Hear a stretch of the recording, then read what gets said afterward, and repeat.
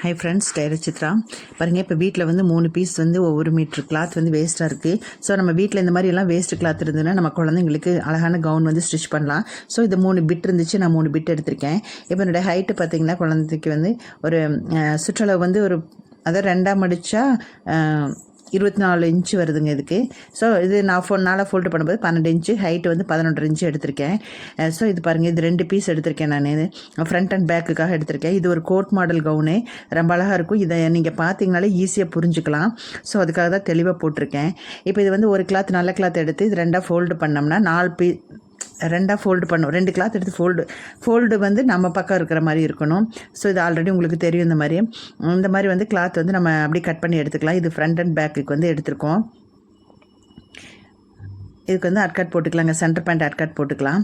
இதில் வந்து 2 பீஸ் இருக்குது, ரெட் கலரு.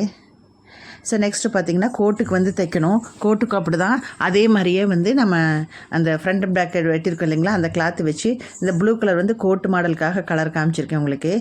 ஸோ அதே மாதிரியே நம்ம தைச்சிக்கலாம். ஃப்ரண்ட்டில் மட்டும் நெக்கு கட் பண்ணாமல் அப்படியே வச்சுக்கலாம். நெக்ஸ்ட் அப்புறம் பார்த்துக்கலாங்க. இதில் வந்து ஒரு பீஸ் எடுத்தால் போதும், சரிங்களா. ஃப்ரண்ட் அண்ட் பேக் 2 பீஸு, கோட்டுக்கு வந்து ஒரு பீஸ் எடுத்தால் போதும், சரிங்களா. இது வந்து ஒரு அளவுக்காக. இப்போ இந்த கோட் வந்து நம்ம ஆல்ரெடி ஃப்ரண்ட் அண்ட் பேக் வெட்டியிருக்கோம் இல்லையா, அதுலேருந்து 1 இன்ச்சு வந்து நம்ம கம்மி பண்ணணுங்க. ஃபஸ்ட்டு வந்து ஒரே மாதிரி கட் பண்ணிவிட்டு நெக்ஸ்ட்டு வந்து 1 இன்ச்சு வந்து நம்ம கம்மி பண்ணிடணும். அதில் கம்மி பண்ணி கட் பண்ணி எடுத்துக்கலாம் அந்த கிளாத்தை. இந்த 1 இன்ச்சு எதுக்கு கட் பண்ணுங்கிறது வந்து நான் உங்களுக்கு அதுக்கப்புறம் சொல்கிறேன். நான் தைக்கும்போது உங்களுக்கு சொல்கிறேன் எதுனாலுன்னு சொல்லிட்டு, ஓகேங்களா. இப்போ வந்து 1 இன்ச்சு வந்து நம்ம கட் பண்ணி எடுத்துக்கிறோம். இப்போ மறுபடியும் வந்து 2ஆக மடிச்சுக்கலாம்.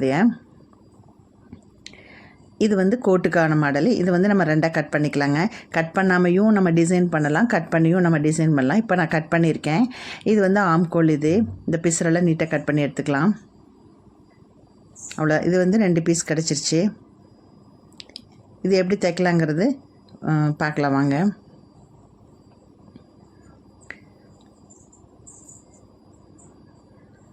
இப்போ வந்து உங்களுக்கு கோட்டுக்கு வந்து இந்த கிளாத் எடுத்திருக்கேன். ஸோ இந்த கிளாத்தை வந்து கோட்டுக்கு தைக்கிற இந்த ப்ளூ கலர் கிளாத் வச்சு நம்ம அப்படி கட் பண்ணி எடுத்துக்கலாம். அந்த அளவுக்கு வந்து நம்ம கட் பண்ணி எடுத்துக்கலாங்க.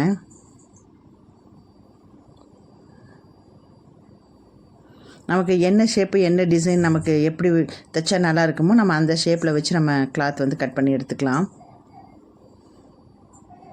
சுற்றி வர ஒரு 1/2 இன்ச்சு எக்ஸ்ட்ரா விட்டு தான் நம்ம கட் பண்ணணும். ஸோ அப்போ தான் வந்து நம்ம தையல் வாசி திருப்பி அடிக்கும்போது அந்த தையல் வாசிக்கு போக பாக்கி கிளாத் வந்து நமக்கு கிடைக்கும்.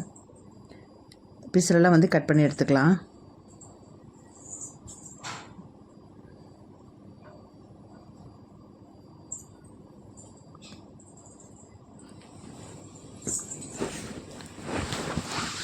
இந்த கோட் மாடலுக்கு அதே மாதிரி 2 பீஸ் எடுத்தாச்சு.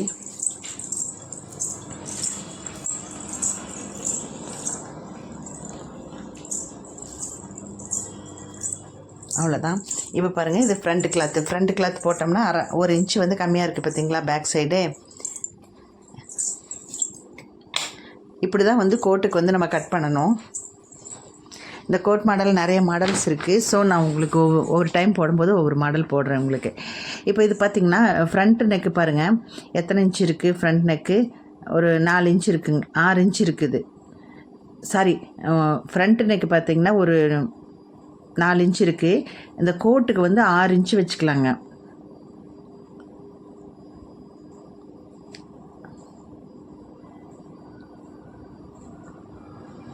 இதுதான் வந்து கோட்டுக்கு வந்து நம்ம இப்போ கட் பண்ணுற நெக்கு. இப்போ மறுபடியும் இந்த கிளாத் எடுத்து மேலே வச்சு இப்போ கட் பண்ணலாங்க. இப்போ ஷோல்டர்லேருந்து அப்படியே கட் பண்ணி எடுத்துக்கலாம். ஃபஸ்ட்டு வந்து ஃப்ரண்ட் நெக்கு கட் பண்ண இல்லைங்களா, அந்த மாதிரி வந்து ஃபஸ்ட்டு கட் பண்ணிக்கலாம். இது உங்களுக்கு தெரியணுங்கிறதுக்காக தான் நான் தெளிவாக சொல்லிகிட்ருக்கேன். இல்லைன்னா அப்படியே 6 இன்ச்சு வச்சு நீட்டாக கட் பண்ணிடலாம். ஸோ உங்களுக்கு புரியட்டுங்கிறதுக்காக தான் வந்து ஃபஸ்ட்டு வந்து ஃப்ரண்ட் நெக் வச்சு நம்ம கட் பண்ணிக்கலாம். நெக்ஸ்ட்டு பார்த்திங்கன்னா இந்த 6 இன்ச்சு இறக்க வச்சுருக்கோம் பார்த்திங்களா, அந்த இறக்கத்தில் வந்து அப்படியே கட் பண்ணி எடுத்துக்கலாம். இது வந்து கோட்டுக்காக வந்து இப்போ கட் பண்ணியிருக்கேன்.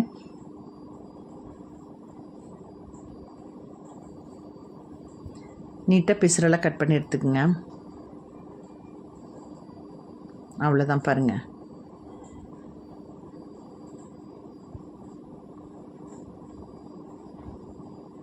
அதாவது ஃப்ரண்ட் நெக்லேருந்து பேக் நெக் வந்து இறக்கமாக வரணும், அதில் தான். இப்போ இந்த பீஸ் எல்லாம் வந்து நம்ம ஸ்டிச் பண்ணிக்கலாங்க எப்படின்ட்டு. பாருங்க இப்போ வந்து ஃப்ரண்ட் அண்ட் பேக் வந்து நான் அப்படியே அடித்து திருப்பியாச்சு. நெக்கு மட்டும் அடித்து திருப்பியிருக்கேன். அடித்து திருப்பிட்டு மற்றபடி சாதாவாக வந்து எப்பவும் தைக்கிற மாதிரி ஆம்கோல் சைடெல்லாம் வந்து ஜாயின் பண்ணிக்கலாங்க. அதே மாதிரி பாருங்கள் கோட்டுக்கும் அப்படி தான். ஃப்ரண்ட் நெக்கு மட்டும் பாருங்கள், ஃப்ரண்ட் நெக்கு மட்டும் தைச்சி அப்படி நம்ம அடித்து திருப்பிக்கலாம். ஃப்ரண்ட் நெக் மட்டும் தைச்சி அடித்து திருப்பிக்கணும்.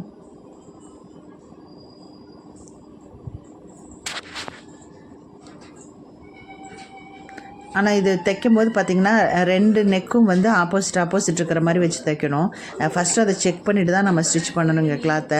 ஏன்னா தைச்சதுக்கப்புறம் எல்லாம் கட் பண்ணிட்டோம்னா வேஸ்ட்டாக போயிடும். ஸோ நம்ம தைக்கிறதுக்கு முன்னாடியே வந்து எதாக இருந்தாலும் கொஞ்சம் கேர்ஃபுல்லாக பார்த்து தான் நம்ம ஸ்டிச் பண்ணணும்.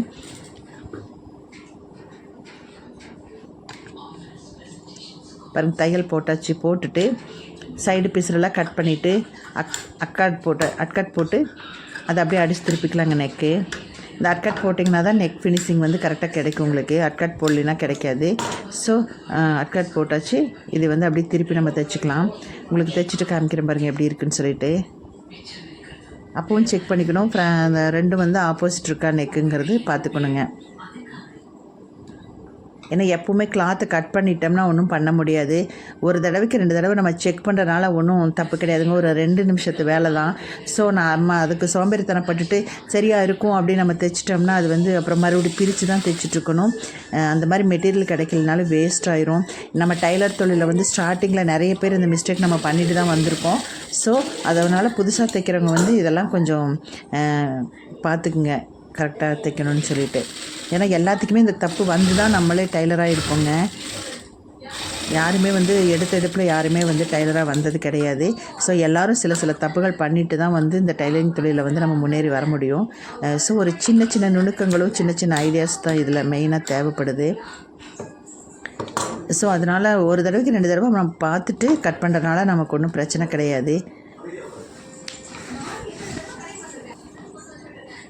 பாருங்கள் இப்போ ஃப்ரண்ட்டு ஆப்போசிட் இருக்குதுங்களா, அவ்வளோதான். இப்போ பார்த்திங்கன்னா இந்த ஃப்ரண்ட் சைடு பார்த்திங்கன்னா ஒரு சின்ன ஒரு ஃப்ளார் நம்ம பாம் வைக்கலாம். இல்லைனா நான் இந்த மாதிரி ஒரு கிளாத் வந்து பண்ணியிருக்கேன். முக்கோண ஷேப்பில் மடித்து இந்த மாதிரி பண்ணியிருக்கேன். இதில் ஒரு 5 பீஸ் வந்து வைக்கிறேன். இது வந்து ஃப்ரண்ட்டில் ஒரு சின்ன டெக்கரேஷனுக்காக தான். இதில் நாட் வச்சும் தைக்கலாம். நிறைய மாடல்ஸ் இருக்குது. ஸோ நான் இப்போ ஃபஸ்ட்டு ஒரு மாடல் போட்டிருக்கேன். இது அப்படியே ஒரு தையல் போட்டுக்கலாங்க. ஒரு 5 பீஸ் வச்சுருக்கேன். இதில் அப்படியே நீளமாக ஒரு தையல் போட்டுக்கலாம்.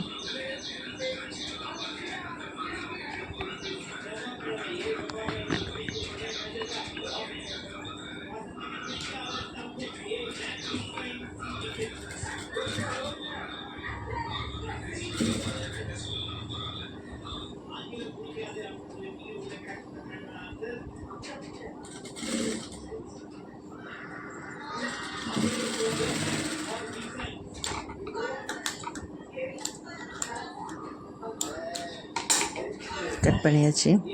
நெக்ஸ்ட்டு பார்த்திங்கன்னா இந்த இன்னொரு பீஸ் இருக்கு இல்லைங்களா, அதை வந்து அது மேலே வச்சு ஒரு தையல் அளவுக்கு அப்படியே வச்சு அது மேலே வச்சு தையல் போட்டுக்கலாம். கரெக்டாக அந்த ஷேப்புக்கு வச்சு தையல் போட்டுக்கலாங்க.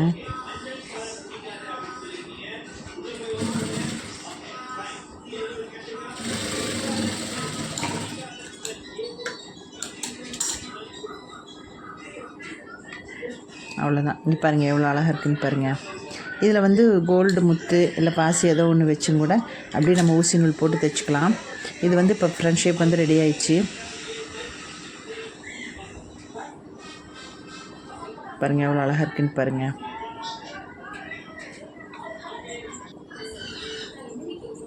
பாருங்கள் இப்போ ரெடி பண்ணியாச்சு. இப்போ ஃப்ரண்ட் கோட் வந்து ரெடி ஆயிடுச்சு.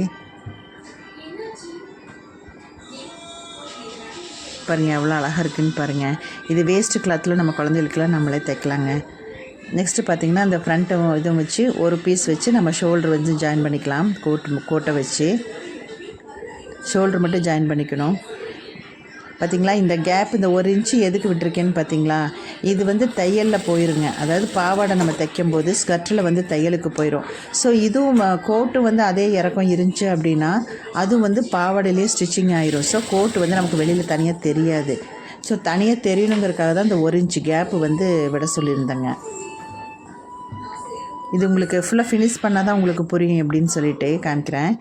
இப்போ நெக்ஸ்ட்டு பார்த்திங்கன்னா பாருங்கள், ஸ்கர்ட்டு அந்த ப்ளவுஸ் பிட் இருக்கு இல்லைங்களா, அது வந்து 2ஆக கட் பண்ணியிருக்கேன், 2ஆக மடித்து கட் பண்ணியிருக்கேன்.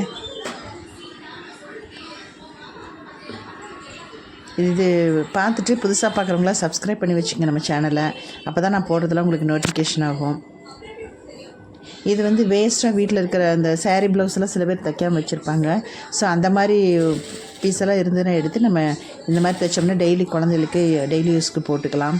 அது காட்டன்லலாம் இருந்தால் சூப்பராக இருக்குங்க, தைச்சி போட்டுக்கலாம். காட்டன் கவுன்ஸ் எல்லாம் நான் போடுறேன். நீங்கள் விருப்பப்பட்டீங்கன்னா கமெண்ட் பண்ணுங்கள், போட சொல்லி நான் உங்களுக்கு போடுறேன். இது வந்து கொஞ்சம் சின்ன சின்ன ஃப்ளீட்டாக எடுத்து வச்சுருக்கேன். இது சுற்றளவு, அதாவது அந்த மேலே ஜாக்கெட் இருக்கு இல்லைங்களா, அதனுடைய சுற்றளவு எவ்வளோ இருக்குதுன்னு பார்த்துட்டு அந்த அளவுக்கு வந்து நம்ம தைச்சிக்கலாம். பாருங்கள், இது வந்து பேக் பீஸ் வச்சு அப்படி தைச்சிக்கலாங்க. இது தைச்சிட்டு காமிக்கிறேன். அவ்வளோதான். பாருங்கள், இது வந்து பேக் பீஸ் தைச்சாச்சு. நெக்ஸ்ட் வந்து ஃப்ரண்ட்டு தைக்கணும்.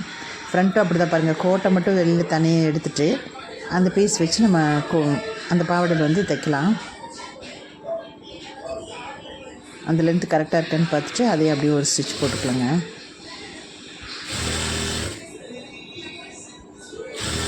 பாருங்கள், கரெக்டாக இருக்குது. ஏன்னா அம்பர்லா கட்டிங்கெல்லாம் இருக்குது, ஃபுல் ஃப்ராக் கவுனு. ஸோ அதெல்லாம் உங்களுக்கு போடுறேன். எவ்வளோ ஈஸியாக சொல்லித்தர முடியுமோ அந்த அளவுக்கு நான் உங்களுக்கு சொல்லித்தரேன். பாருங்கள், அவ்வளோதான். ஃப்ரண்ட்டு வந்து ரெடி ஆயிடுச்சு. நெக்ஸ்ட்டு பார்த்திங்கன்னா ஷோல்டர், அந்த கிளாத், அந்த 2 பீஸை எடுத்து ஒன்று மேலே ஒன்று வச்சு ஷோல்டர் ஜாயின் பண்ணிக்கலாம்.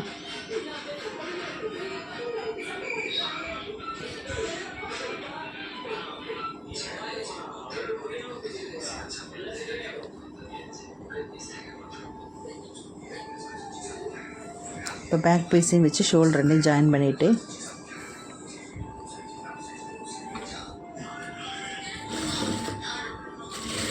நீங்கள் இந்த மாதிரி கட் பண்ணி தைச்சி பாருங்கள், கரெக்டாக வரும் உங்களுக்கு.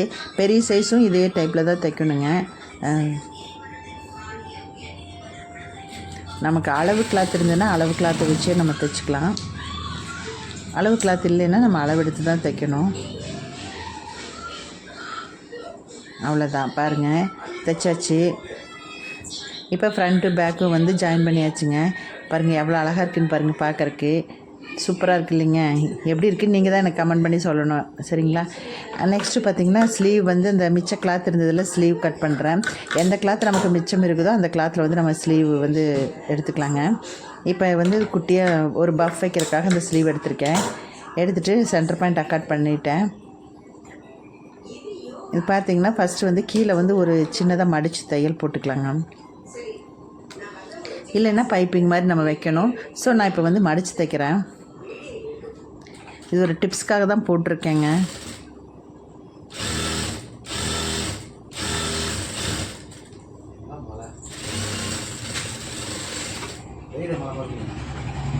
ரெண்டு கைக்கும் அதே மாதிரி போட்டுக்கலாம்.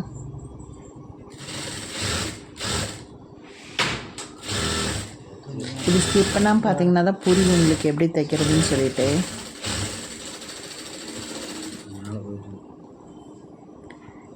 இப்போ ஃப்ளீட் எடுக்கிறோம் இல்லைங்களா, இப்போ கையில் ஒரு சைடு ஃப்ளீட் எடுத்தோம்னா அதுக்கு ஆப்போசிட்டாக தான் வந்து ஃப்ளீட் எடுக்கணும். அப்போ தான் இந்த பஃப் வந்து நமக்கு ஃபுல்லாக கிடைக்குங்க. பஃப் வந்து நல்லா தூக்குன மாதிரி கிடைக்கும். ஸோ ஆப்போசிட்டாக தான் நம்ம தைக்கணும். ஒரு சைடு ஆப்போசிட்டாக, அதுக்கு ஆப்போசிட்டாக இன்னொரு சைடு தைக்கணும். இந்த குழந்தைங்களுக்கெல்லாம் அந்த மாதிரி தைச்சா தான் ரொம்ப அழகாக இருக்கும் பார்க்குறக்கு. ஸோ இதே மாதிரி 2 கையும் வந்து ஸ்டிச் பண்ணிக்கலாம்.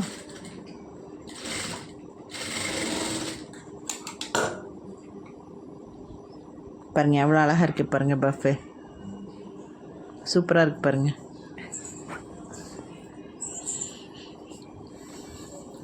இதே மாதிரி இன்னொரு ஸ்லீவும் நம்ம ஸ்டிச் பண்ணிக்கலாம்.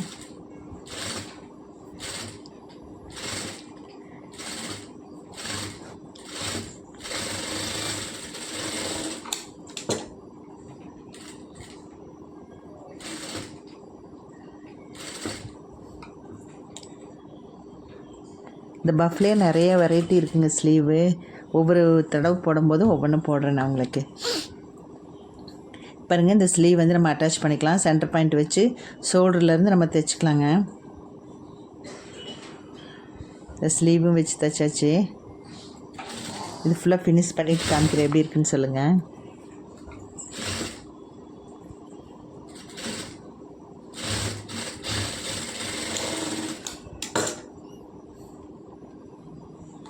பாருங்கள் 2 ஸ்லீவ் வந்து தைச்சாச்சு. தைச்சிட்டு பின்பக்கமாக திருப்பி நம்ம கை என்ன அளவு இருக்கோ அந்த அளவு வந்து ஸ்லீவோட அளவு வச்சு பாருங்கள் மார்க் பண்ணி இந்த 2 இடுப்பு வந்து கரெக்டாக சேரணுங்க. மேலே கீழேயும் தூக்கிட்டு இருக்காமல் 2 அந்த தையலும் வந்து கரெக்டாக சேர்கிற மாதிரி பார்த்துட்டு அப்படி தையல் போட்டுக்கலாம். நீட்டாக ஃபுல்லாக போட்டுட்டு உங்களுக்கு காமிக்கிறேன் பாருங்கள்.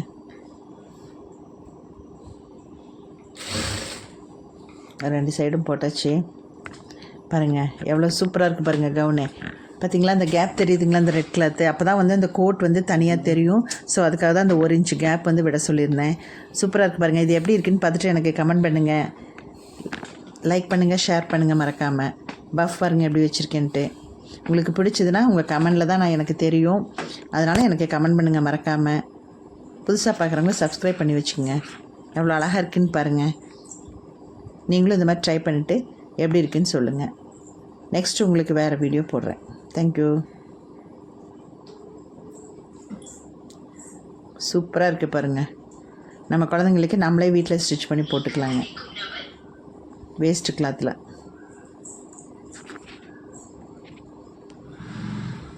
Okay bye.